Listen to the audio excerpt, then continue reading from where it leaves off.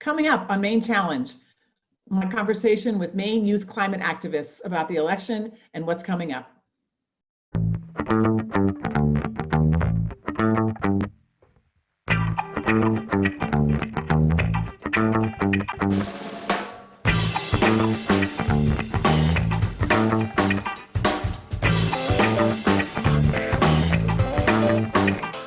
Good morning and welcome to Maine Challenge. I'm Betsy Sweet, your host this week, and I am thrilled to be joined by Riley Stevenson, Anya Wright, and Andrew Blunt, who are climate activists who have been activists for a long time here in Maine, and were particularly involved in this year's election. So I am thrilled to have you all. Thank you so much in a busy time. And let me say to everyone, I hope you're having wonderful holidays and adjusting, because I know it's different for everyone, and really hoping that we have a great new year and that the new year brings in a lot of change and a lot of light and definitely a lot of improvement over the one that we've had. So, so thank you guys so much for being with me. I'm really happy to have you. Yeah, excited to be here. Yeah, it's awesome. So let's just start. We have lots to talk about, but let's just start, if you would, just introduce yourself and tell us a little bit about what you're doing now, and sort of give me a little bit, tell people a little bit about what inspired you to be an activist around climate. And I know you're active around a lot of things, so and whatever else you want to talk about, but just a little bit how you got there and why and what inspires you and what keeps you going. So Anya, let's start with you. Sure. My name is Anya Wright, and I am living up in Bar Harbor, and I've been a climate activist for a couple years now. Currently I'm working as the youth representative on the Maine Climate Council, and then I'm also working separately as a grassroots climate action organizer for the Sierra Club Maine chapter. Generally I do a lot of organizing with young people around the state, and climate action work. And really, I have been interested in climate change and how to solve it for quite some years, since I was a young child, but I really didn't get involved in climate activism until college, when I had the privilege of being able to attend the UN climate conference in Katowice, Poland, and really started to learn more in depth about all the broad systemic issues that we're facing when it comes to climate change. How global it is, yeah. Oh, awesome, great. Andrew, let's go to you. Thank you. Yeah, absolutely. And thank you for having us today, Betsy. So my name is Andrew Blunt. I am currently in South Portland, Maine. I work with Maine Youth for Climate Justice on their communications work, as well as working with grassroots organizers across climate and environmentalist groups around the state. I've been working with them for a little while now, and have been involved with climate activism for a couple of years. Been interested in environmental issues for just about as long as I can remember. I think one of my earliest memories was pestering my family about investing in solar panels, which they still have yet to do, but it's a good fight.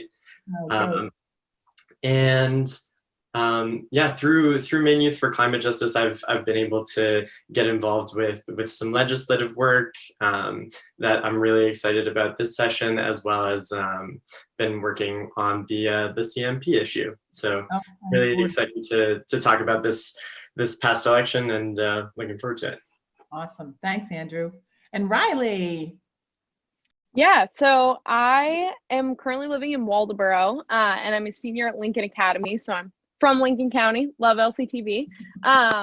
And I got involved in climate activism when I moved, several years after I moved to Maine. I moved here when I was 10 and sort of instantly fell in love with all of the amazing outdoors and the water and the woods and everything that Maine has to offer, and sort of realized halfway through high school I really wanted to do something about it. So joined some school groups, and then eventually got caught up in some of the statewide stuff with Maine Youth Climate Strikes and Maine Youth for Climate Justice, and sort of in the process realized that while it is so crucial to conserve sort of the amazing things about Maine, it's also so crucial that we acknowledge the many intersectionalities with so many other injustices that climate change holds. And so I sort of began learning and realizing that although the things that I care about are important, there are also so many other people who are so much more affected by the climate crisis, and sort of started doing that sort of work. And now I work a lot more locally and sort of regionally in the mid-coast area in Maine, trying to connect high school groups and sort of students and just get them involved in this fight, because every aspect of it really counts and every action is important. Yeah. Oh, awesome. Well, that's awesome. Thank you all for doing all what you're doing. So let's turn. And so, when we look at what happened in November, and, youth climate activists around the country were so active and so involved in this electoral cycle, and it was fantastic. And I know that Ed Markey, the senator from Massachusetts, really credits the Sunrise Movement and the youth climate movement with his victory over Kennedy in his primary, and made thousands of calls. I just read yesterday that in the Georgia race, that Sunrise nationally made like 1.5 million calls to young people in Georgia. So, what you're doing is incredible. That said, tell me, I know, at least for some of you, that the primary for both president and in Maine, the Senate, was a big disappointment, or was not the person who was the people who were most interested in climate change and doing something about it, and the intersectionalities, Riley, that you talked about, did not win. So tell me what that was like, and how you all, how you made the transition, or was it easy to make the transition to keep people involved and keep them psyched when this, when it wasn't the first choice? Anybody want to take a stab at that? Go ahead, Anya. I see you're gonna. Yeah.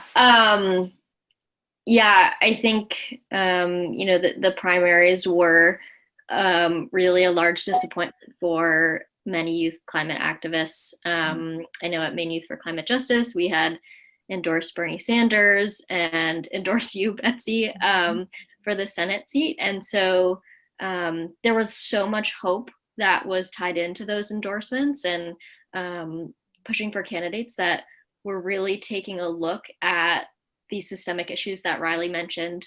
And so it was a disappointment that they didn't end up the way that they did, but or that they didn't end up as we wanted. But I think, there's still possibility with these more mainstream candidates like Joe Biden, to push them to be more progressive when it comes to things like climate change. And I think we've seen that with Joe Biden, and with groups like Sunrise Movement and other youth climate groups that have really pushed his administration already to be really bold on climate change, and to include voices that aren't necessarily,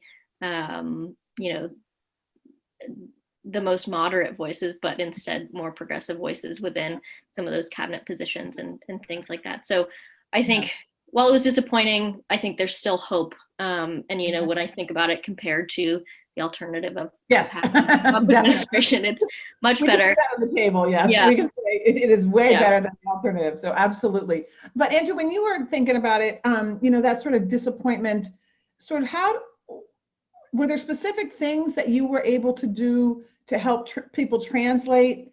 Because from my perspective, we've worked, and we being old progressive people, have worked really hard to try and get young people involved and get them interested in electoral politics. You do amazing work everywhere, and it's honestly, a lot of young people I talk to say, Betsy, why bother? It doesn't matter, and it's always, they're both the same, and whatever, it's Tweedledum and Tweedledee. So and then we have a primary in which what people say they care about, healthcare and climate change, isn't matched by the candidates that they elect. And so Andrew, have you guys had conversations about that? Do you have but you guys stayed in. So how did that happen? I think that's a really great question, Betsy. Honestly, something that has been impressive for me is that lasting engagement and commitment to the process, even beyond what you could say are disappointing primary outcomes. I think, like you said, I have also heard this narrative of, electoral politics continue to produce suboptimal candidates for youth, and so why should we continue to participate in this way? Why not allocate our resources, our time, our energy elsewhere?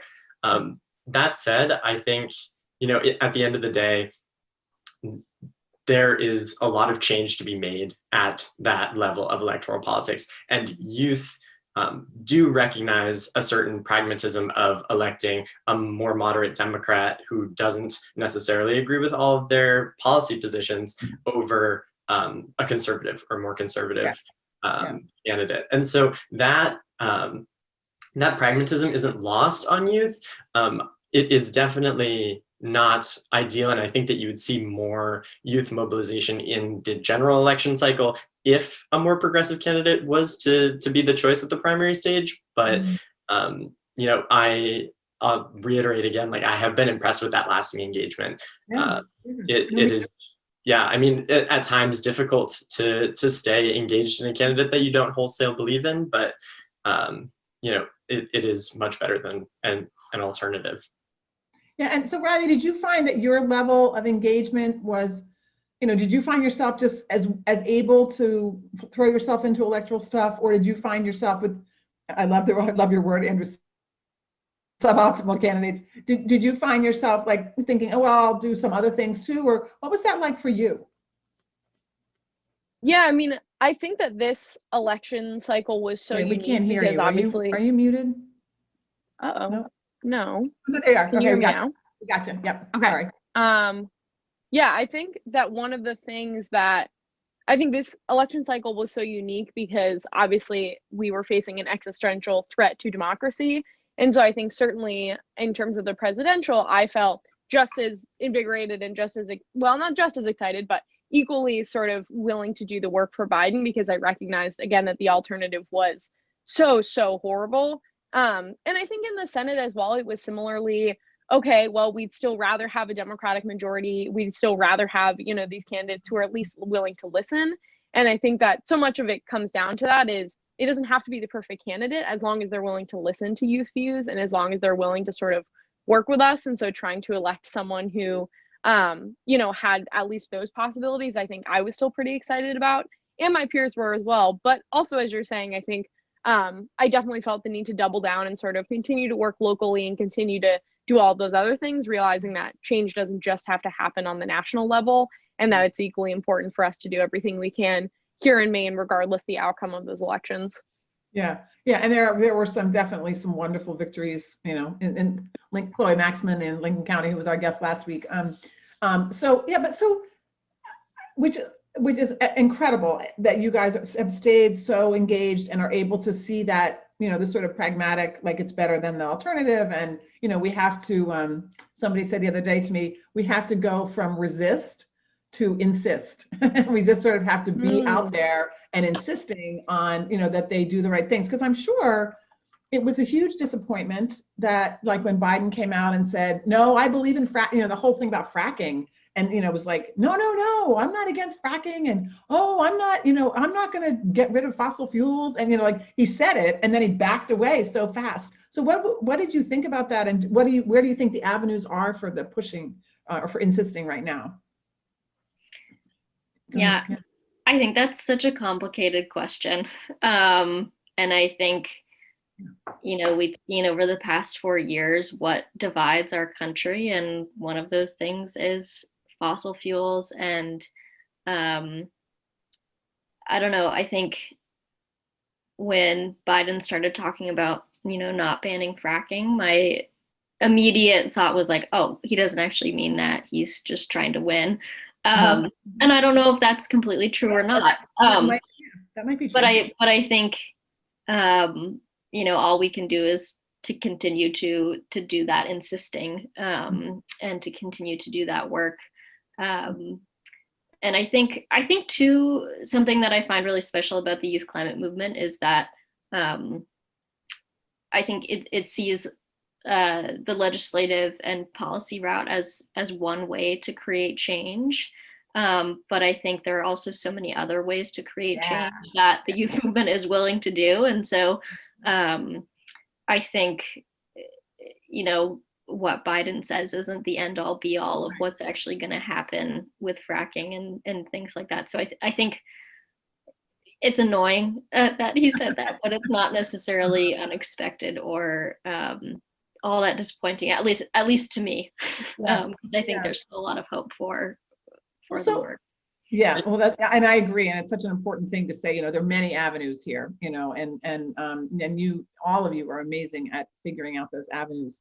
And that said, here's this is like, you know, my worry, my perspective is that and I want you to talk me out of this, is that I worry that the political engagement, the electoral engagement, because it is, as Andrew, you said, it's sort of gross. I mean, you know, the amount of money, and, you know, I mean, I saw it firsthand and it was awful. But I feel like the engagement of young people, probably least so the climate activists, right? You guys are the most engaged, but I think across the board, to me, it feels so fragile. It feels like we said, no, come on in. You know, the water's fine. Like, come in. And then, you know, and then when people say to me, you know, and my own children, young people say, all right, well, and it is true, we won some good things, and, you know, but so is it that fragile, or are people, you know, like, and I'm not sure it would be a terrible thing if everyone just said, you know what, we're just going to work on local initiatives and actually making this happen and walk the walk and forget the, you know, but as someone who's involved in electoral politics, I'm like, don't go too far, you know, we're going to need you. But what does it take? And are you worried about that fragility, or do you think people are sort of in it to stay and they'll be, you know, the next cycle, they'll be right there? I think I'll take a stab at that one. I think for me, what I see as the best avenue for lasting engagement in the climate movement overall is this more community level engagement. So whether that looks like, you know, starting community gardens in your town, or like helping your town municipal council like start a climate emergency, or things like this that can kind of be ongoing conversations in your community, are the types of things that promote lasting engagement for climate activists. And then when electoral politics come along, I've seen an impressive kind of shift of attention. Like, people recognize, like, okay, this is important. Like, let's work on this for a couple of months. And do what we can to influence this process, noting that, like, why we got involved in the first place is to change the face of our community and to change our community approach to issues of climate.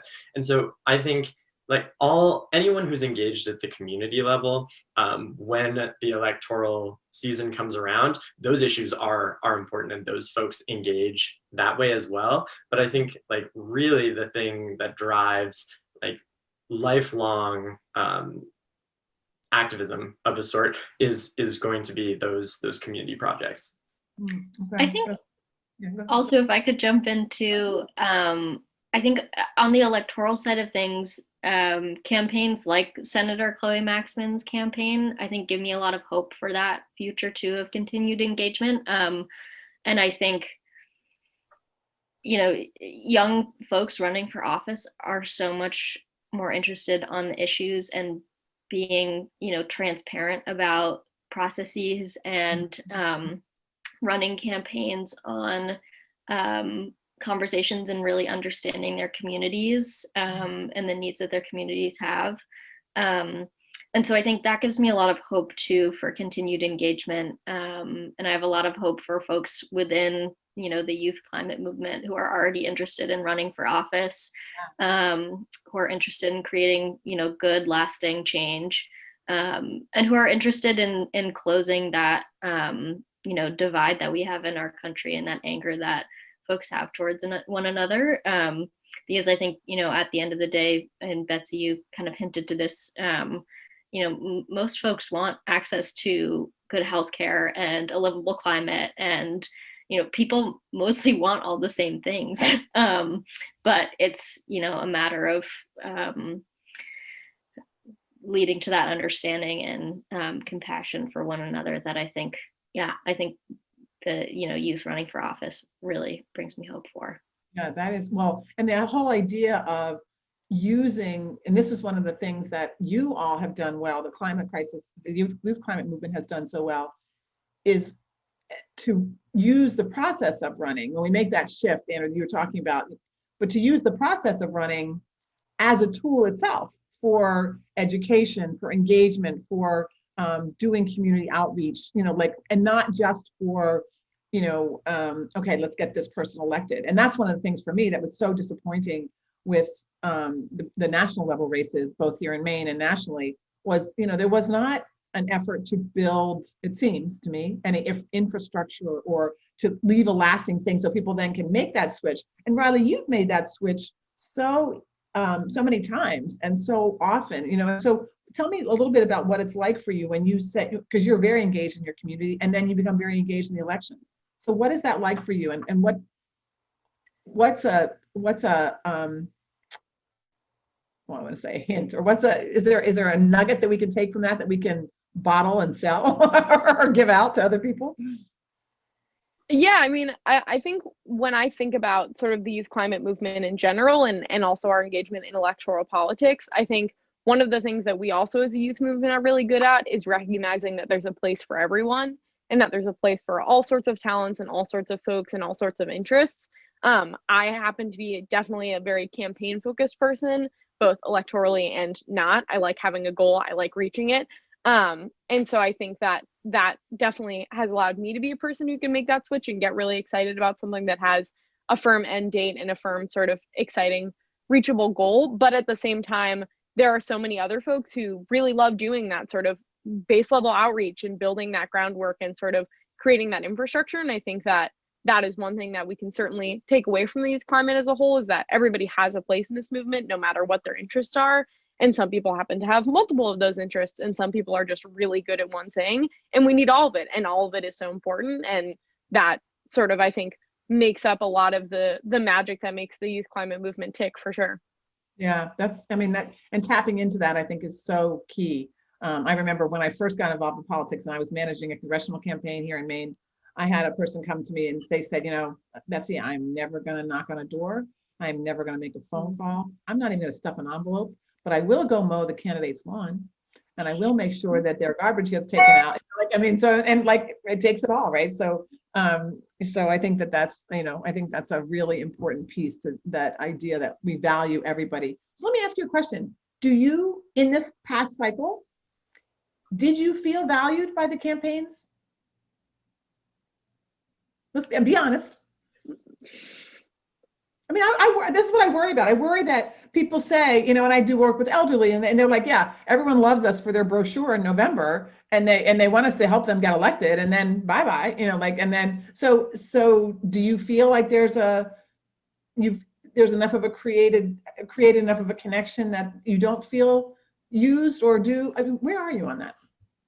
I think that's a really great question. And I think when we look at the Senate race in Maine, I think young people were really left behind when it came to understanding their real needs and values moving forward. And I think, that's not necessarily a fault of Sarah Gideon herself, but more of just the campaign strategy that the Democratic Party was using to really just try and win against, that's really what they were trying to do, was to win. Right. And while that's important to want to win, I think, the needs of a lot of groups got lost, not just youth, in that process. And I think that really harmed the campaign in general. And I think, that lack of open dialogue and conversations that I think were so easy with many of the other Senate candidates. Like I know, Betsy, with you, we had many conversations with you about not only what our needs were, but also what youth involvement would look like after you got elected. Having a youth council, having open, communication and ways to get involved and advocate for what we needed. And I think that conversation wasn't there with the Gideon campaign. And it very much felt like, as you said, with the the elderly folks that we were being, used for an occasional, photo op or opportunity like that, but that our needs didn't necessarily get met past election day. And so, and I think, I have more hope for the presidential election and for dialogue with the Biden campaign moving forward. I think the Sunrise Movement has done a really incredible job of starting some of those lines of communication and advocating to keep them open. And so I have hope. And I have hope for future races too. But I think, this one in particular fell short. All right, so it's unbelievable, but we're getting close to the end here. So, but I know, because we could go on for a long time. Maybe I'll have you back because you're all awesome. But so this is sort of lightning round, and Andrew, I'm going to start with you. Is there a thing that, let's say, Biden could do so early on that would make you and other climate activists say, yes? Okay, yes, we're gonna keep insisting because this guy gets it, or we're gonna stay engaged. Is there anything you can identify that would be like a thing that would make you be like, whoa? Wow, that is a hard question. I feel like around, Andrew. I feel like as of right now, so many of Joe Biden's promises on climate have been just the baseline expectation, like things like rejoining the Paris Climate Accords. Like, yeah, exactly. These things they're no-brainers, and he hasn't really been talking about anything that he could do in his, say, first 100 days that would like make climate activists. Okay, so let's say you have a direct line to him. What do you want him to do? 100 days. That's a great way to frame it. I think the idea that first comes to mind is the one that Anya just mentioned from their discussion with your campaign, which is to assemble a council of youth climate activists from across the country. Perfect. Awesome. All right, there's one. Okay, Riley, how about you? Set a better zero emissions goal. 2050 is too late. Yeah, do better. Pick a better year. By then. Awesome. Okay. Earlier climate goal. Okay, Anya. I think admit that the United States has been the biggest problem when it comes to climate change and its creation, and just I think admitting guilt is the first step to. Right. Awesome. So taking some responsibility. So awesome. Okay. Well, we're going to make sure that this gets directly to Joe Biden and his transition team, so that they'll know what to do, and then we will give you all the credit in the world.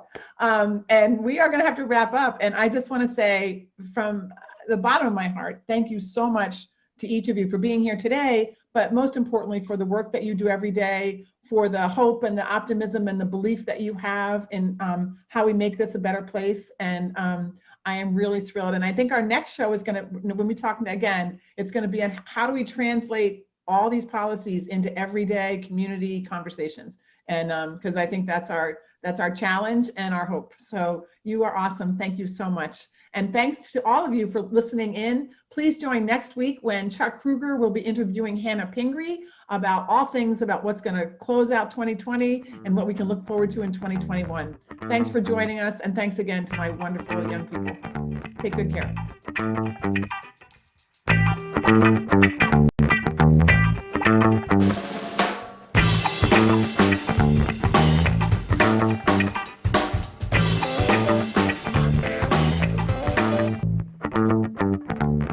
Show your support for Maine Challenge and LCTV's programming. We're all about community. Please go to lctv.org to make a contribution. Your support makes us stronger together.